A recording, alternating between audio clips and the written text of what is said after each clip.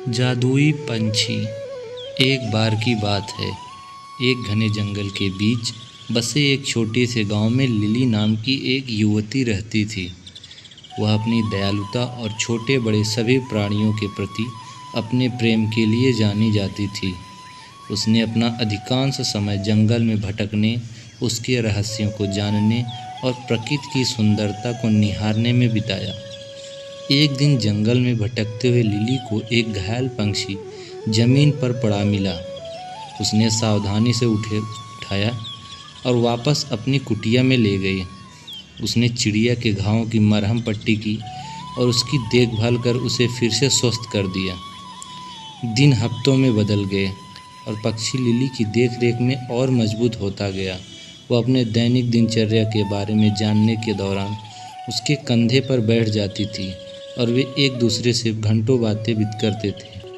एक दिन चिड़िया ने लिली से साफ और स्पष्ट आवाज़ में बात की। मेरी जान बचाने के लिए धन्यवाद। मैं सिर्फ पक्षी नहीं हूँ, मैं एक जादुई पक्षी हूँ। मेरे पास आपको 3 इच्छाएं देने की शक्ति है। उनका बुद्धिमानी से उपयोग करें, क्योंकि एक बार उनका उपयोग किया जाता है तो उन्हें वापस नहीं लाया जा सकता। लिली चकित और प्रसन्न थी। उसने लंबे समय तक सोचा कि उसे क्या चाहिए। अंत में उसने अपनी पहली इच्छा की। मैं अपने गांव के लिए भरपूर फसल की कामना करती हूँ, ताकि कोई भी भूखा न रहे। अगले ही दिन गांव के चारों ओर खेत भरपूर फसल से लहलहा उठे। लिली की दयालुता के लिए ग्रामीण चकित और आभारी थे।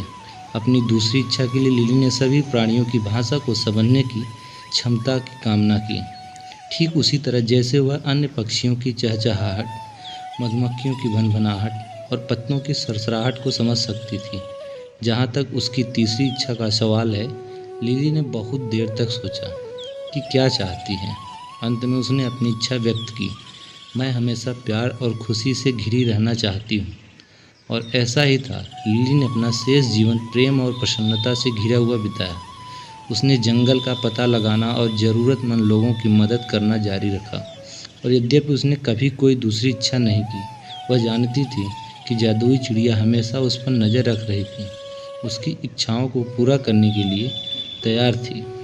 दोस्तों, कहानी आपको अच्छी लगी हो तो प्लीज़ हमारे चैनल को सब्सक्राइब करें।